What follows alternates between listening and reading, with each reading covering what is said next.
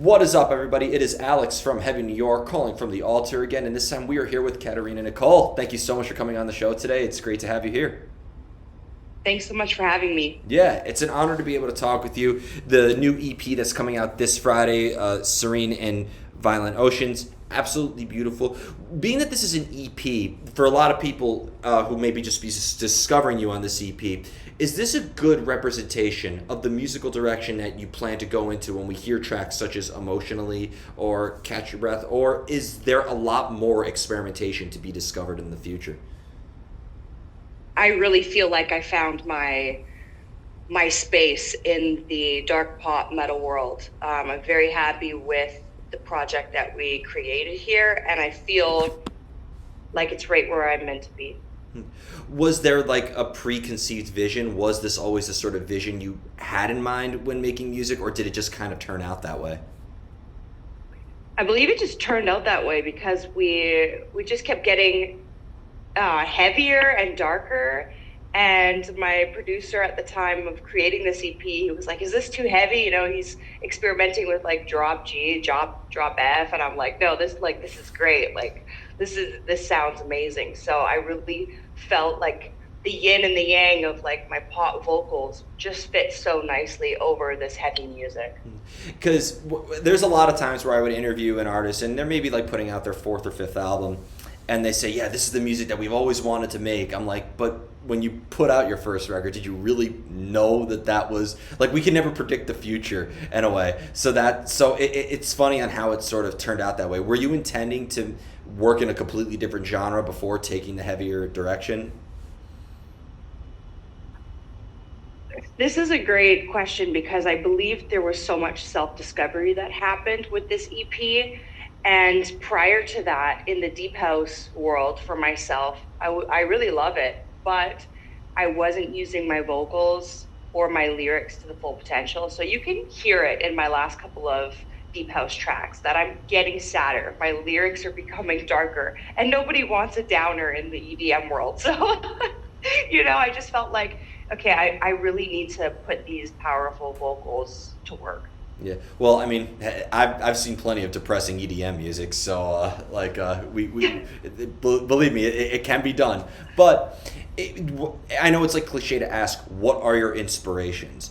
But being that I see such an experimental sound and a very signature sound too, from the few times I heard the CP, there really is like nothing that necessarily sounds like it to an extent. I see the EDM, I see the metal, I see the dark pop in a way. So were you taking inspiration with the making of this from other metal bands, or were you taking inspiration from EDM artists and just deciding, let me put the heavier twist on it?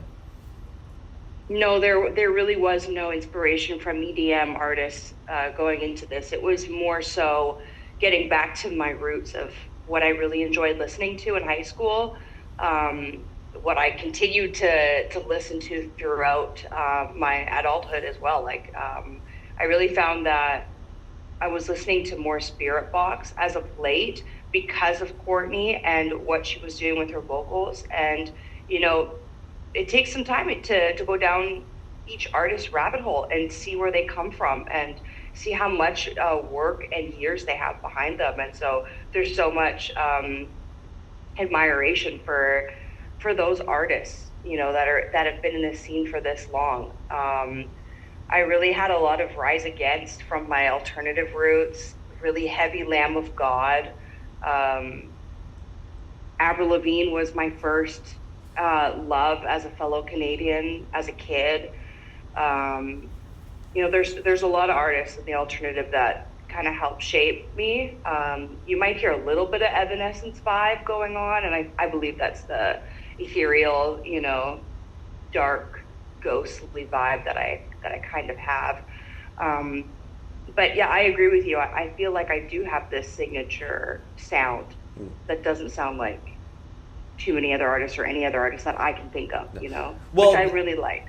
there's one artist where, again, distinct sounds, but I think a tour package with the two of you would be great. If you've heard of Amira Elifki, she kind of has like a very dark ambiance. They've almost said it was like Deftones meets Evanescence in a way. It has like, or more gothic Deftones in a way, but you see the sort of poppier inspirations behind it combined with the heavier aspects. So I think it's really cool on just how you can really combine metal with almost anything.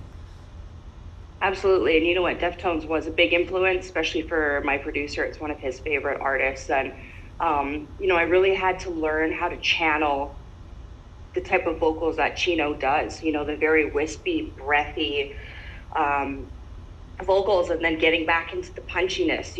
I come from a very folk and classical background. So learning how to let all of that go and just be okay with not being perfect in the studio or in the booth has been like a breath of fresh air for me.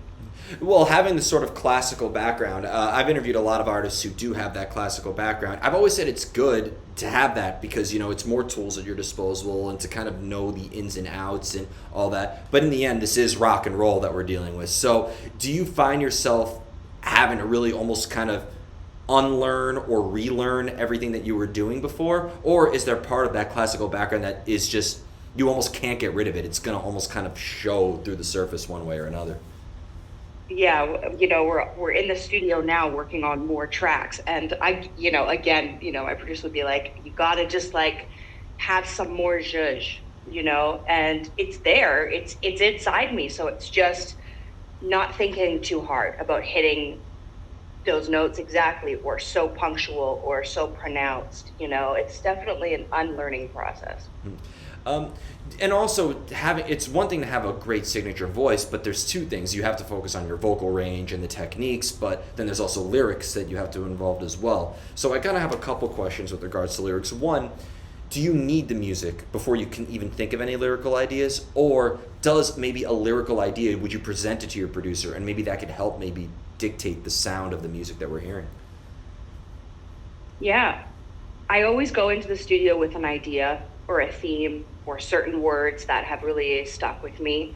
And then when Jordan Chase, my producer, would start, composing things sonically, it would just be like emotions and feelings and past thoughts and, these things that would start coming up for me. And that's really when the songs lyrically would take shape. Sometimes inspiration strikes at the most inconvenient of times, or like, an idea could disappear as quickly as it comes. But I do sense the emotions in your music. Do you find it like the longer you're working on a song, or the more distance you have between coming up with the idea and going to the studio again, the harder it is to sort of maintain that initial spark of the idea? No, I've been a little bit of a melancholy, sad girl my whole life. So usually the things that I am singing about have been inside me for a while. So even it's been about a year now since I created this EP. So these songs are still just as fresh to me today. And sometimes we always look back at our work with a different perspective than we do when we release it a year later or something like that. So has maybe the context of the music you wrote about changed as you've grown and evolved within the years since finished this piece? Yeah, this has been a very healing journey for me, diving so deep within myself and self-reflection. And so there are certain ways and perspectives that I can sing these songs, which I think is also very healthy, because I am putting a different perspective or putting a new light, or I'm not stuck in the same place that I was when I made these songs. So I think that's an important thing. Do you do you almost feel that, because sometimes when like the melancholic nature of life, or our own trials and tribulations are the fuel to our fire, I've said sometimes we can become victimized by our own product in a way. So do you find that addressing your demons in your music, can that make the songwriting process just as deteriorating as it can be cathartic? Does it almost like defeat the purpose of relinquishing the darkness within when you have to like almost use it as the fuel to your fire? Yeah, that's so funny, because you're really going to that place and you wonder like, hey, did I really heal from this if I'm addressing it again or going through it again? But I think the more times that you can do it, the less of a hard impact it's going to have on you. So I would say 99% of this has just been cathartic to me. And when you like have to reproduce, whether it's singing it multiple times for multiple takes in the studio, or reproducing that material live, do you almost have to almost put yourself in that same emotional headspace? Because I feel like the way that we react to something and the way that we feel at times during creating music, you can never replicate a moment, I thought. So do you try to almost put yourself in the headspace that you were back then when reproducing it, or do you just reproduce it with the current mindset that you're currently in?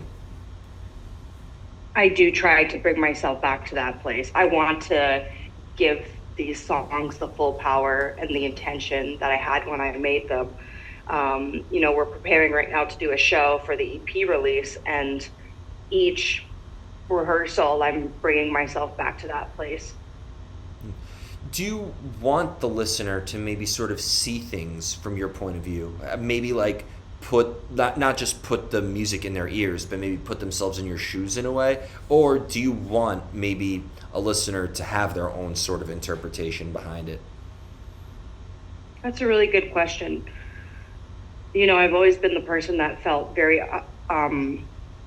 misunderstood in my life. So, in a way, it would be nice to feel like, oh, somebody out there can understand me a little bit better. But at the same time, I really do appreciate the fact that I can be singing these lyrics to, many different people and having them relate to them completely differently in their own lives. So I believe that if I can, give that message of it's okay to self-reflect, it's okay to dig deep until you can come to a place of being okay with yourself is great. And the very famous saying, when you put out a song, it instantly becomes theirs. That's right. When it comes to being in a studio too, or like in a vocal booth, like it's a very isolated, very controlled, very static sort of environment. Like, how do you find it hard to maybe dig deep and let that emotion out when you're in like a atmosphere that, like, I've been in many recording studios, and whether I'm feeling very happy or very sad, like I feel like every studio setting is not really a reflection of what I'm currently feeling inside, which I don't think it's meant to be, but Yeah, I'm very lucky with my studio space. It's become my sanctuary, and I have such a great understanding with my team. They believe in these songs like I do, so there's definitely that specific triggered feeling that comes back when I'm at the studio, or we are rehearsing in the studio space, which is nice. I have yet to perform these songs, so I don't know what's going to come up on the stage and how I'm going to be feeling. I am a very sensitive empath, so I know I'm going to be probably a little bit overstimulated when I get, into that environment and being on stage. So that's why I have been trying to train myself to, get back to that place as much as I can when I'm practicing, because I want to, like I said, give these songs the moment that they deserve when they're being performed. And having a team and having a producer, what would you say is better? Actually, I've never had this question before, so I'm test driving it with you. But having a producer, is it better to have a producer that understands you and understands everything and kind of like works according to what is going in accordance to you, or is it better to have maybe a team that kind of forces you to step outside your comfort zone a little bit, that almost puts you in that realm of discomfort, that forces you to grow in a way and maybe like open your minds to different ideas than you had when you initially started? I think those go hand in hand. I've been to many studios while I was experimenting with music, about 3 years ago before I met Jordan Chase. And it really does not matter how popular or expensive those studios are. It really matters who's sitting behind the console and how you connect with them, if they really care. And I really found that Jordan was able to do that. He is also the co-writer with me, as well as one other guy, Matt Lazaire. And between the three of us, I was forced out of my comfort zone because they come from a much heavier background than I do naturally. So, my pop vocals could be right on the nose, and they would be like, well, hey, what if we set it not so not on the nose, and we had, more of a metaphor, or you came at it with this perspective or direction. And then just to trying out different things in the studio that I would never think to do if I was with somebody that was just like, okay, hit record, give it a go, you know? Yeah, well, because whenever I interview a band, and they say, and I ask like, how the making of an album was, and they say we all mutually came together and it was all a complete collaborative part. We all agreed. I don't buy that for a second. If you're in a band with 4 to 5 other people, with a producer and a label and everybody else involved, there's going to be contradicting opinions. So, do you, Matt and Jordan, maybe is it better if maybe you're kind of like in your own individual world sometimes, because that could help maybe bring contrasts to the sound that we hear of Katerina Nicole? Absolutely. Jordan has his own passions and stories, and so does Matt. And so there are moments, and there was moments that we wouldn't be seeing eye to eye, or we would really have to try and put ourselves in each other's shoes. And it's a great exercise to do just in life in general. But, when you're trying to create a song together and bring it to life in a way that it ultimately has to resonate with me. If I'm singing the lyrics and if I'm not believing it, it's not working. And so, I didn't have too much of that in the first EP, because we knew exactly the direction, and the things that I need to get out were so blatantly like obvious, for each track that we were working on. So the guys were really great at helping me through that process. And now working on these new songs, it is a different story, because I'm coming in with my 2 feet on the ground, and I'm like, I'm a dark pop metal artist now. Like, here I am. I'm here for EP2, and we all come into the studio with a different attitude than the first time. And so that's what I'm experiencing now. And we've got 4 tracks on the go, and 2 of them I didn't relate to at all in the beginning. And sorry, my nose is running. Yeah, you're fine. And sonically, they would be great, and I would be like, this is amazing, I really love it. And the other engineers would come in, or other guys would hear it, they'd be like, oh, this is the best stuff you've ever written. And then I'm sitting there like, okay, is there something wrong with me because it's not resonating with me yet? And sometimes you just have to sit with something for a little bit, or you have to allow yourself to go to a certain place. I definitely had some sort of blockage over those couple of days that we were creating these 2 tracks. And I was just like, well, why don't I like them if you guys like them so much? And so it was something within myself. So I went home that night, and I was just like so frustrated. But then I realized what it was. And you really have to be honest with yourself in these kind of processes. So this is new. I think the hardest person to be honest with as an artist is yourself, and it to engage in that chronic realm of discomfort. I feel like comfort is the ultimate killer of growth. But just that hurdle of being honest with yourself is, I think, the number one reason that we resort to toxic comfort in that sense. Yeah, absolutely. And my producer was like, well, these are great songs, so I'll use them. I'll make you another song with a different melody. And then I was just like, well, wait a minute, they're my songs. You can't have them. You can't give them to somebody else. You wrote them for me. They're meant for me.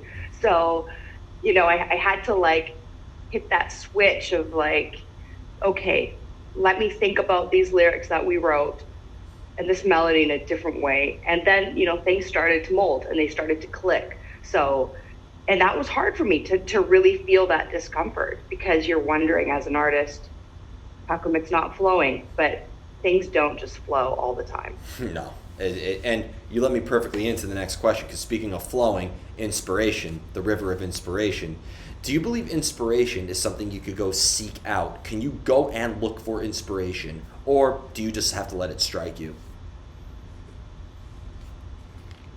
I find a lot of my inspiration when I'm angry, or I see things I don't like, or I wonder why things are the way that they are, or people are the way that they are, or why I am the way that I am. So I think it really depends on the moment. And if you're putting yourself out there and living your life to the fullest, you will have lots of inspiration. But if you're just sitting at home all day and you're not putting yourself in the world, I don't believe that inspiration will come. No, absolutely. And the same thing with evolution. Can you dictate how you evolve as an artist, or does evolution just have to happen naturally? It has to happen naturally. And, I'm going to give myself grace in this process. And I hope that my listeners do too, because if you have listened to me before, you'll know that I come from a much softer background. So I'm exploring myself, and this is honest and true to me. So, I'm not trying to do something that doesn't resonate with me. So I hope that my listeners are willing to go on that path and that journey of growth with me, because even when it comes to the screaming, I didn't start off as a screamer. I'm just starting to learn now. I have two little screams in this first EP, and I'm practicing and I'm working on it, and it's something that I want to do because damn, it feels really good. And it's also something out of my comfort zone, vocally. So it's exciting to do something new and to challenge myself, going into the next EP that comes. So grace, I really want to give myself that as an artist and allow whatever happens to happen.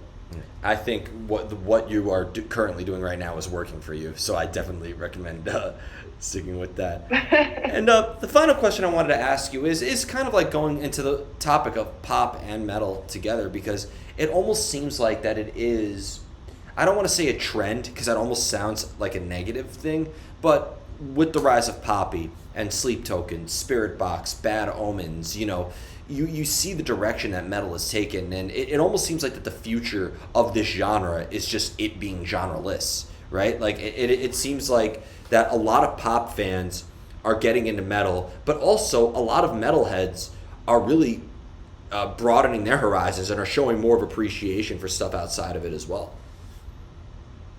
I think, yeah, to each his own on what people like. And, if I am coming from a poppier side into the metal, someone that's going to listen to these heavy breakdowns and riffs and they're like, ooh, that's so awesome. And then they hear, this counteracting vocal.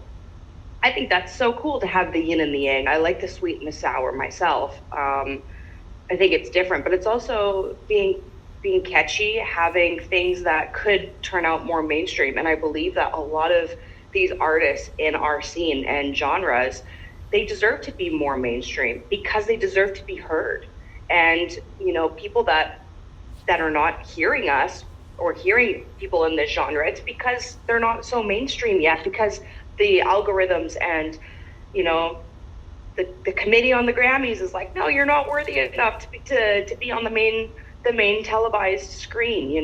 That to me is so unfair. And if I can even be one of those artists that are like a bit softer, then I can grab a hold of my fans and be like, let's go a little heavier, and just like kind of like open those doors and ease people into it. I don't have a problem being that artist. I know that might be, some people might be like, that's not legit, whatever, but who cares? Yeah. If it's opening eyes to more artists. Like if I hadn't gone down this route, I wouldn't have heard, man, I think I learned probably 100 new metal bands and artists, in this past year.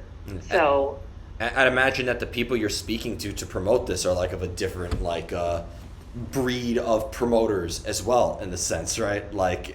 Talking to somebody with a background like this in their setup, right?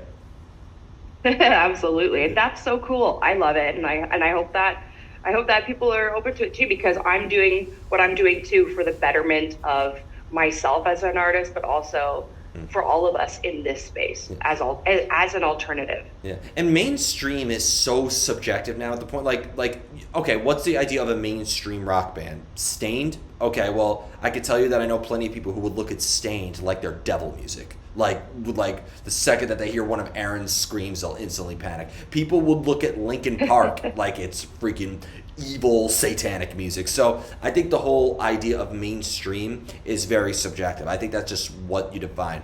I know people who are calling,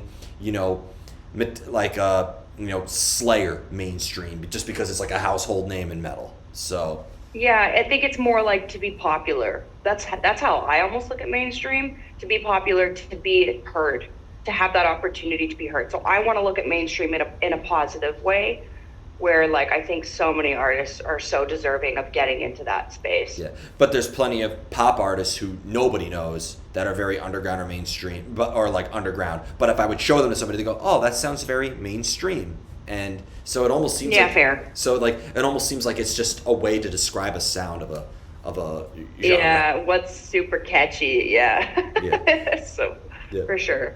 And for the final question I wanted to ask you is our mutual friend AK from Black Wolf Imaging. I go back with the guy for over 2 decades now at this point. So working with him, having a real signature eye of his, and filming in New York. I mean, just what was it like working with him? Shout out to AK. Yeah, Alex Kuvatzos is amazing.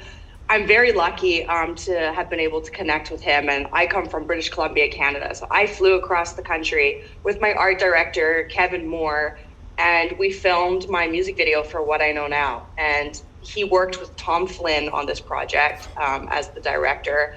And it was a dream come true to be able to do it. I loved every second of it. We did 2 days of filming for What I Know Now. And I mean, it was so great that it was like a month later that I called them to book another music video. So I actually just got back from filming my next music video for House of Cards that will also be out on February 21st. It's amazing. So, Yeah, it's amazing because, like, we see music videos all the time, especially in the world of Instagram and TikTok and all that. But there is something about having your own signature stroke of the brush, or in his case, stroke of the camera, where you know that that's a Black Wolf Imaging music video. So it's so cool to see. There's been times where I've interviewed artists who I didn't know were working with him, and then all of a sudden you name drop them.